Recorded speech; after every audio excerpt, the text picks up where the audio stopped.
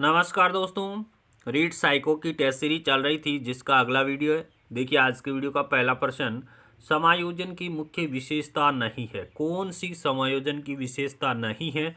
देखिए द्विमुखी प्रक्रिया समायोजन की विशेषता है, गत्यात्मकता समायोजन की विशेषता है, द्वंद्व की अधिकता ये भी समायोजन की विशेषता है, लेकिन द्विध्रुवीय प्रक्रिया समायोजन की विशेषता नहीं है। अगले प्रश्न की बात करें कि समायोजन का अंतिम लक्ष्य क्या है। अंतिम लक्ष्य क्या है? स्वप्रत्यक्षीकरण। समायोजन का अंतिम लक्ष्य क्या है? स्वप्रत्यक्षीकरण। अगले प्रश्न की बात करें कि समायोजन की प्रक्रिया में कौन सा लक्षण पाया जाता है? साहसी एवं समस्या समाधान युक्त व्यवहार पाया जाता है। समायोजन की प्रक्रिया में कौन सा लक्षण पाया जाता है? तो साहसी एवं समस्या समाधान युक्त व्यवहार पाया जाता है। अगले प्रश्न की बात करें कि निम्नलिखित में से कौन सी अच्छे समायोजन की विशेषता नहीं है। अच्छे समायोजन की विशेषता कौन सी नहीं है? देखिए अपनी शक्तियों एवं सीमाओं का ज्ञान, ये तो है। आकांक्षाओं का पर्याप्त स्तर, प्रतिकूल परिस्थितियों से जूझने की क्षमता, महत्वपूर्ण गलतियां खोजने की अभिवृत्ति, ये समायोजन की विशेषता नहीं है। अच्छे समायोजन की विशेषता कौन सी नहीं है? महत्वपूर्ण गलतियां खोजने की अभिवृत्ति। अगले प्रश्न की बात करें, अच्छे समायोजन की विशेषता कौन सी है?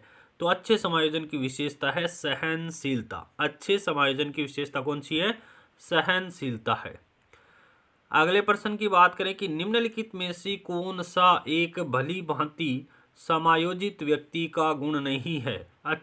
समायोजित व्यक्ति का गुण कौन सा नहीं है? हालातों से संग्रह करने की क्षमता, ये तो समायोजित व्यक्ति का गुण है। आलोचक तथा दोष निकालने की प्रकृति होना, यह समायोजित व्यक्ति का गुण नहीं है। अपने आप को और दूसरों को सम्मान देना, ये भी है। अपनी अच्छाइयाँ और कमजोरियों का ज्ञान, ये भी है। लेकिन भली भांति समायोजित व्यक्ति का गुण कौन सा नहीं है? आलोचक तथा दोष निकालने की प्रकृति होना। अगले प्रश्न की बात करें, कौन सा संतुलित समायोजन का क्षेत्र नहीं है? संतुलित समायोजन का क्षेत्र नहीं है। देखिए कार्य कुशलता है, अवधान की मांग, ये संतुलित समायोजन का क्षेत्र नहीं है। सांवेगिक संतुलित, अच्छा शारीरिक स्वास्थ्य, ये है। लेकिन अवधान की मांग है, वो संतुलित समायोजन का क्षेत्र नहीं है। प्रश्न संख्या 19 की बात करते हैं कि बालक के कुसमायोजन से तात्पर्य क्या है? बालक के कुसमायोजन से तात्पर्य क्या है? असंतुष्ट, पर्यावरण या वातावरण से संतुलन स्थापित नहीं कर पाना, साधारण सी बाधा उत्पन्न होने पर मानसिक संतुलन खो देना, ये सारे के सारे क्या है? बालक के कुसमायोजन के तात्पर्य है।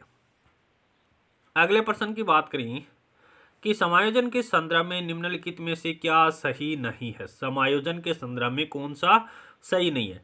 देखिए यह संतुलन प्रदान करता है, बिल्कुल समायोजन है वो संतुलन प्रदान करता है, सही बात है।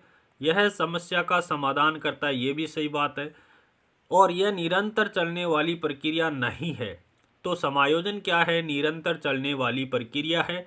तीसरा ऑप्शन यहाँ पर गलत हो रहा है। समायोजन की अनुपस्थिति में व्यक्ति तनाव, संघर्ष और चिंताओं से घिरा रहता है, ग्रसित हो जाता है, बिल्कुल राइट बात है। लेकिन ऑप्शन 3 है वो इस प्रश्न का गलत आंसर है कि समायोजन के संदर्भ में क्या सही नहीं है? तो यह निरंतर चलने वाली प्रक्रिया नहीं है, ये कथन गलत है। अगले प्रश्न की बात करें कि समायोजन की प्रक्रिया है, समायोजन की प्रक्रिया है वो गतिशील प्रक्रिया है। समायोजन की प्रक्रिया कैसी है? गतिशील प्रक्रिया है। अगले प्रश्न की बात करें कि समायोजन का कारण नहीं है। कुसमायोजन का कारण नहीं है। कुसमायोजन का कारण कौन सा नहीं है? देखिए कुंठा कुसमायोजन का कारण है। निर्धनता के कारण बालक कुसमायोजित हो सकता है।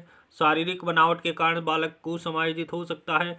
भागने की प्रवृत्ति है वो कुसमायोजित होने का कारण नहीं है। अगले प्रश्न की बात करें कि एक शिक्षक के कुसमायोजित होने का कारण क्या? एक शिक्षक के कुसमायोजित होने का कारण क्या है? तो ये है राजनीति में अस्वाभाविक लिप्तता। एक शिक्षक के कुसमायोजित होने का कारण क्या है? तो राजनीति में अस्वाभाविक लिप्तता। अगले प्रश्न की बात करें कि कुसमायोजित बालक का लक्षण है। कुसमायोजित बालक का लक्षण कौन सा है? तो एकांतवासी, ये कुसमायोजित बालक का लक्षण है। विद्यालय से भाग जाना, ये भी कुसमायोजित बालक का लक्षण है। आक्रमणकारी व्यवहार करना, ये भी कुसमायोजित बालक का लक्षण है। तो उपरोक्त सभी यहाँ पर करेक्ट आंसर हो जाएगा। अगला प्रश्न देखिए, एक समायोजित व्यक्ति की विशेषता नहीं है। समायोजित व्यक्ति की विशेषता कौन सी नहीं है? उत्तरदायित्व की स्वीकृति, ये तो समायोजित व्यक्ति की विशेषता है। उचित संवेगों का प्रदर्शन, ये भी समायोजित व्यक्ति की विशेषता है। व्यक्तिगत उद्देश्यों का प्रदर्शन, ये समायोजित व्यक्ति की विशेषता नहीं है। दूसरों के साथ संबंध बनाने की योजना, ये समायोजित व्यक्ति की विशेषता है। लेकिन व्यक्तिगत उद्देश्यों का प्रदर्शन करना समायोजित व्यक्ति की विशेषता नहीं है। किसका? व्यक्तिगत उद्देश्यों का प्रदर्शन करना समायोजित व्यक्ति की विशेषता नहीं है।